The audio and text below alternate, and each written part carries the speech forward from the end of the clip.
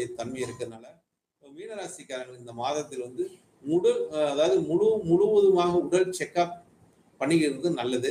சிறு சிறு பிரச்சனை வந்தாலும் உடனே அவங்க வந்து பார்த்துக்கிறது நல்லது.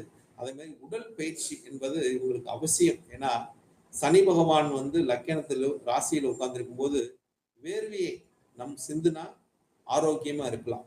வேர்வையை சிந்துனா ஆரோக்கியமா இருக்கலாம் அப்படிங்கிற ஒரு நிலைப்பாட்டை இந்த ராசிக்கு உண்டான கிரகங்கள், உங்க ராசியில் அமர்ந்த கிரகங்கள் உங்களை வந்து உழைப்பின் மூலியமாக முன்னேற சொல்லுதுங்க.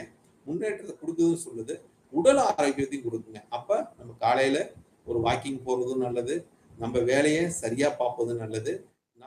நம்ம வந்து நம்மகிட்ட கொடுக்குற வேலையை சரியா கவனிப்பது நல்லது. எதுலையும் ஏனாதாரமா இருந்தா நமக்கு பிரச்சனைகள் அதிகரிச்சுக்கிட்டே இருக்கும். அது மாதிரி மீனராசிக்காரங்களுக்கு எதுலையும் ஏனாதாரம் இல்லாம மிக கவனமுடனும், தொழில் நல்ல ஒரு நேர்மையுடனும் நம்ம வந்து ஏன் தொழில் நேர்மையுடனே சனி பகவான் இருக்கா. சனி பகவான் ஒரு ராசிக்கு வந்துட்டாவே அவர் என்ன பண்ணுவான்னு கேட்டீங்கன்னா, யார் யார் என்ன தப்பு பண்ணியிருக்காங்களோ அவங்க நல்லது பண்ணிதான் நல்லதை கொடுக்குறாருங்க, கெட்டதை பண்ணிதான் கெட்டதை கொடுக்குறாருங்க. அப்ப இந்த மீனராசி வந்து சனி உட்கார்ந்தா மீனராசிக்காரங்களுக்கு இந்த 2.5 வருஷ காலங்கள், அதாவது 30 வருஷத்துக்கு ஒரு டைம் அந்த ராசிக்கு வருவாரு. மீனராசிக்கு சனி பகவான் எல்லா ராசிக்கும் 30 வருஷத்துக்கு ஒரு டைம் வருவார். அப்ப அந்த ராசிக்கு வரும்போது அவர் செஞ்ச நன்மைகளுக்கு தகுந்த மாதிரி வாரி வழங்கிடுவார். ஏன்னா சனி கொடுத்தா எவர் தடுப்பார் என்ற ஒரு நிலைப்பாடு. சனி கொடுப்பதை யாரும் தடுக்க முடியாது.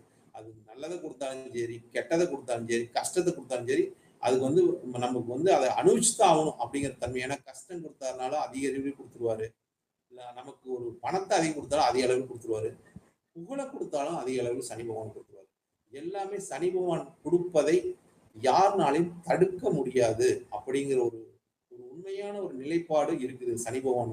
அதனால சனி பகவானை கண்டு எல்லாமே ஒரு அச்சம் கொள்வது எதனாலனா, தன்னோட ராசிக்கு வந்துட்டார், மீனராசிக்கு வந்துட்டார்.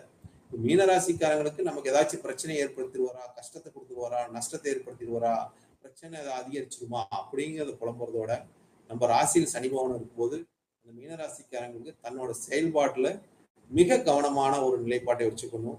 உழைப்புல மிக கவனமாக இருக்கணும். வேலையில மிக கவனமா இருக்கணும்.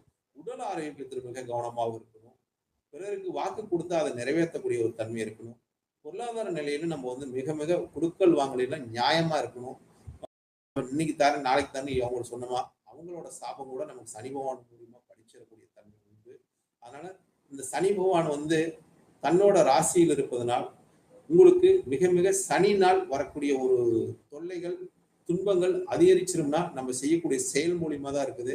நம்ம செய்யக்கூடிய ஒரு செயல் நியாயமான முறையிலும் நேர்மையான முறையிலும், நம்ம செய்யக்கூடிய தான தர்மங்கள் உண்மையாக இருக்கும் முறையிலும்